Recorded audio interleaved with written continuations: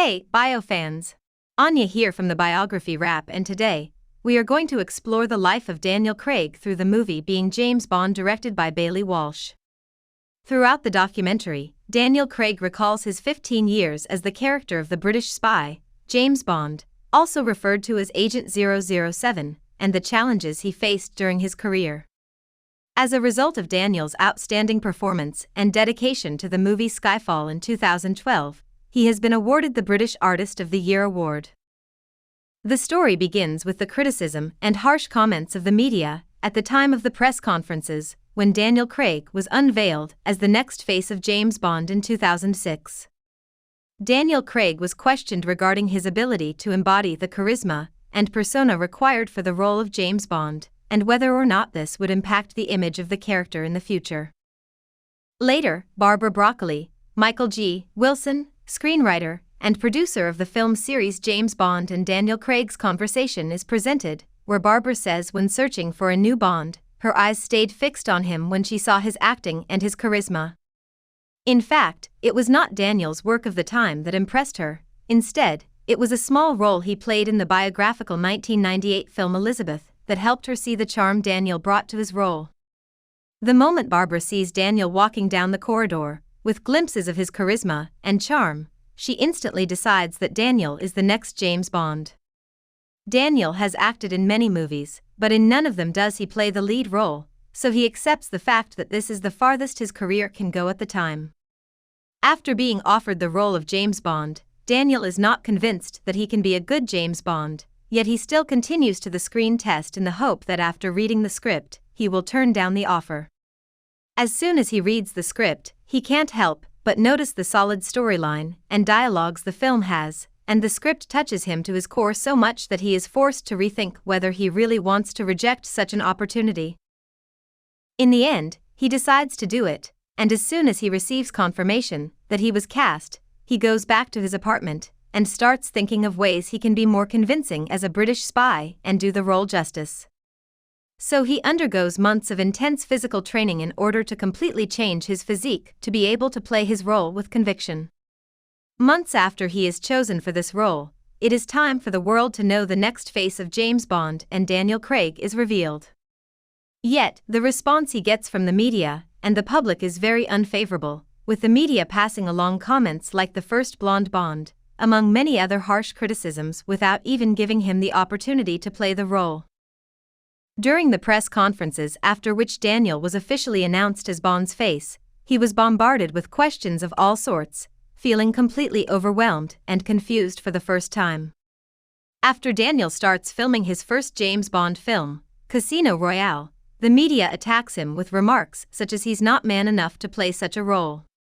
The situation gets worse for Daniel when a group of teenagers start a website called www.craignotbond.com and encourage fans of the Bond franchise to boycott Daniel in any Bond movie, because he will ruin the name and fame of the franchise.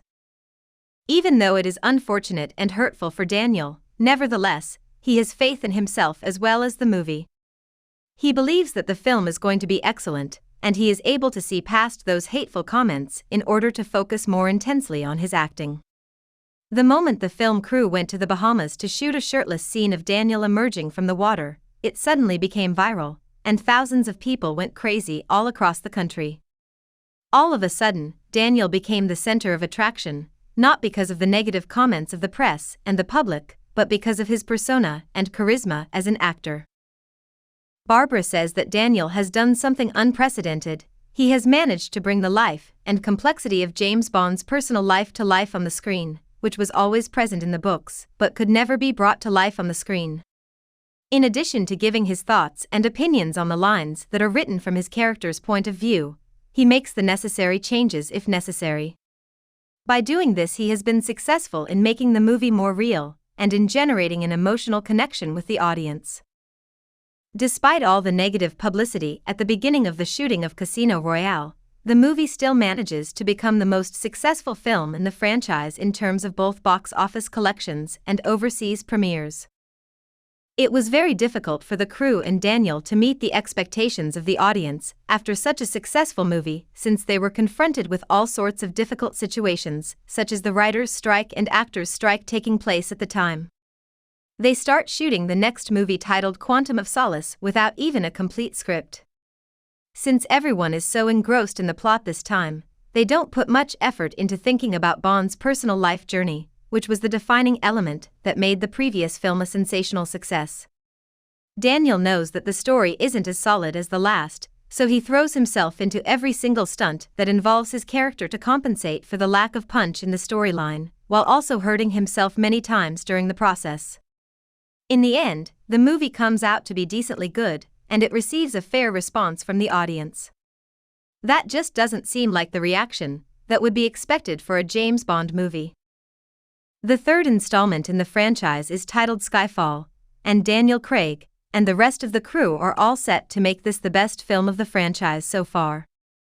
This film, which aims to reunite the MI6 family of James Bond in this movie, had a complex plotline with a decent plot, adding 4 stars to the film due to the emotional roller coaster ending which involves Agent M's death.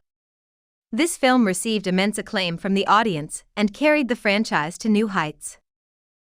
Daniel's fourth James Bond movie titled Spectre starts its way, and the center of attraction for the movie is decided to be the idea of bringing back an old character, Blofeld. With Sam as the director of the movie, the whole crew enjoys the shoot, but the main problem comes up midway when Daniel encounters an accident during a stunt and fractures his leg. The doctors suggest a 9-month recovery for him if he decides to undergo surgery. However, Daniel, being the person he is, thinks about the movie first and decides that he will finish the film before the surgery, so he wears the bionic leg for the remaining scenes. Being a James Bond movie, it was filled with action sequences which Daniel performs brilliantly, all while psychologically juggling his mind between the physical pain and the scenes.